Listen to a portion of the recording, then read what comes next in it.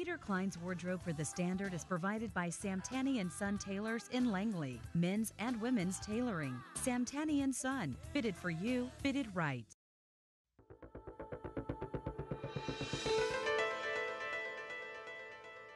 Welcome back. CBC News anchor Peter Mansbridge has covered some of the most important stories of our time, from election specials and Olympic Games to interviewing prime ministers and presidents. He has done and seen it all.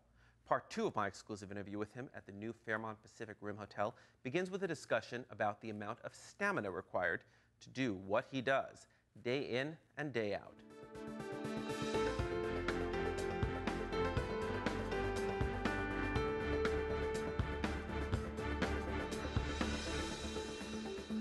You seem to have an incredible energy when it comes to certainly irregular broadcasts, but for long stretches.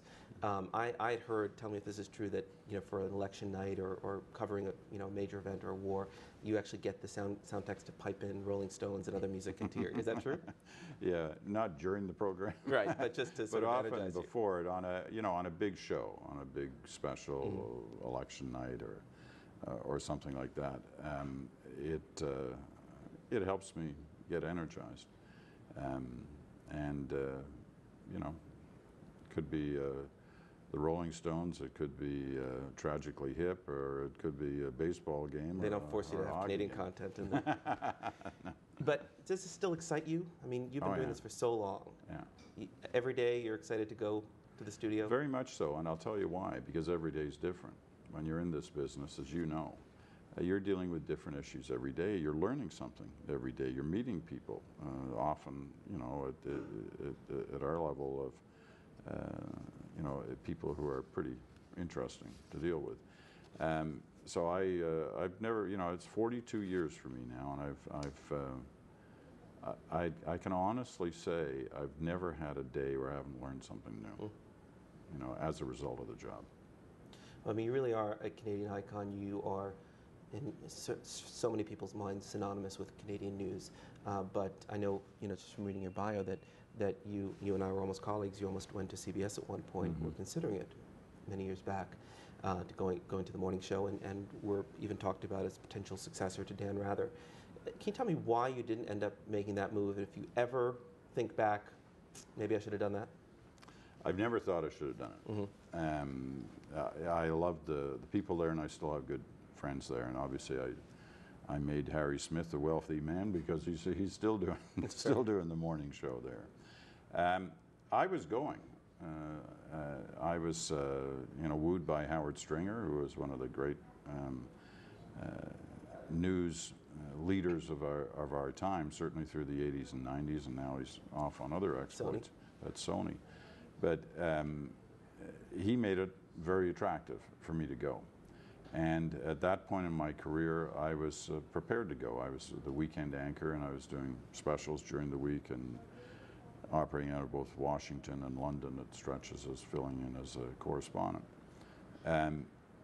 But suddenly the top job at CBC came along when Knowlton Nash decided that he wanted to retire. And he didn't want me to go. And he'd been like a mentor for me for many years anyway. And so when it was the top job at the CBC versus the morning job at CBS, a lot of other things didn't enter the equation. Obviously, if I'd gone to CBS, as you know, I'd have made a lot more money. I'd have been living in New York at what was a pretty interesting time. But this was the job that I'd always coveted. I'd always wanted. I'd started with the CBC at 20 years old in northern Manitoba at the most basic level, but even at that point, I dreamt of doing the National and anchoring it, and suddenly there it was in front of me, and I wasn't going to say no. It's interesting. Of course, a lot of network producers are in town from the States right now. I'm friends with many of them, and they've been watching your show, and pretty much across the board, everyone's said wonderful things about it. But it's interesting. A few of them noted Peter Mansbridge is bald. Like he couldn't sit in Brian's chair or in Dan Rather's chair. That there's that just interesting little difference between the U.S. and I'll tell you. I mean, I've worked with a lot of the anchors in the States. I mean, we take hair and makeup people because they're bald too, but there's a lot of spray paint involved. What do you think about that? I mean, is that a difference in your mind in terms of the sensibility of the viewers here? That you know, I mean, to me, it's a comment on a level of superficiality in the United States. But I'm curious if you think of that. Well, you know, I think it's we tend to make that argument that we're different because of something like that. You know, quite frankly, I don't think we are, and I'll tell you why. One, Harry Smith, the guy who ended up getting the job, when I said no, was bald then, and he's obviously bald now. Right. So it didn't enter their minds for him, and it didn't enter Howard Stringer's mind for me, because I was already bald in 1988, and it, you know, not like I am today, but it was showing. It was obvious that I had lost a lot of hair and was losing hair. But he never brought it up, ever, and I was kind of surprised because I thought he would. Right. It never came up. It never came up in any of the. I mean, they did, as you know, they do a lot of work on focus grouping and researching stuff on new people, and it was just not an issue. And so I wonder whether it's as big a deal as some of us tend to think it may be. It's never been an issue for me at the CBC. They've never raised it with me. Nobody's ever suggested that I, wear a rug or paint the top of my head or any other things that, you hear about. It just has never been there. You know, when I watch the National, it's incredible that pretty much every night there seems to be a major foreign story. I mean, you have, I don't know, I actually don't know how many foreign bureaus CBC has, but you must have. We have a lot more than most American networks. Well, I was going to say, I mean, they basically don't have. CBS just closed down. We have closed some, but when we close one, we open somewhere else, and we're continually shifting around. We've made more presence in Africa. We obviously have a much greater presence in the Middle East as a result of the goings-on in the last 10 years. Now, do you think your viewers want that, or is that just an internal ethical decision you've made? Well, I think they do want it, sometimes even when they don't know they want it. And I'll use 9/11 as an example, because when 9/11 happened and we all understood, became clear quickly why it had happened and from where the threat was coming from, they wanted to know, well, why haven't you been telling us about this? Like, where are your reporters there?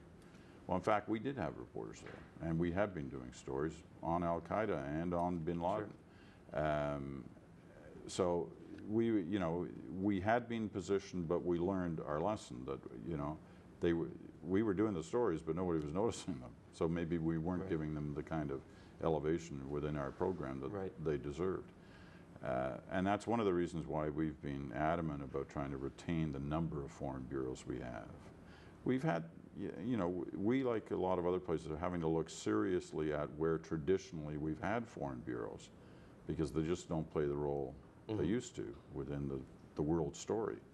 And, Moscow, I was about to bring up Moscow. Paris. Yeah. I mean, these are all decisions that are being made by all networks about whether to keep bureaus there. But then the argument is that maybe you don't have a traditional bureau with a reporter and camera people and editors, but you have a one person, and some of certainly the US networks have moved towards that video journalism model where a reporter shoots and reports and does it all, and then could pop down to Ingushetia or to Chechnya or wherever from Moscow as necessary. Yeah. And we look at that and we do that in some cases, but it looks great on paper, and the accountants love it, but it's tough. It's tough for the person. Yeah. There's a lot of things to be focused on when you're covering a story, and that's why you have a team, because you need different people focused on different things.